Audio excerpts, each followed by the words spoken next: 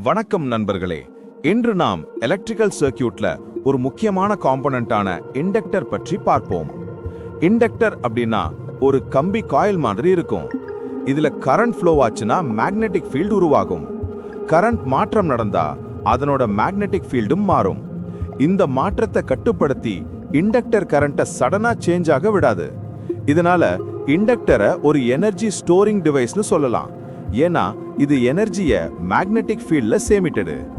இண்டக்டர்களுக்கு இண்டக்டன்ஸ்னு ஒரு ப்ராப்பர்ட்டி இருக்கு. இத ஹென்ரிஸ்ல மெஷர் பண்ணுவாங்க. இதோட பயன்பாடுகள் ரொம்ப அதிகம்.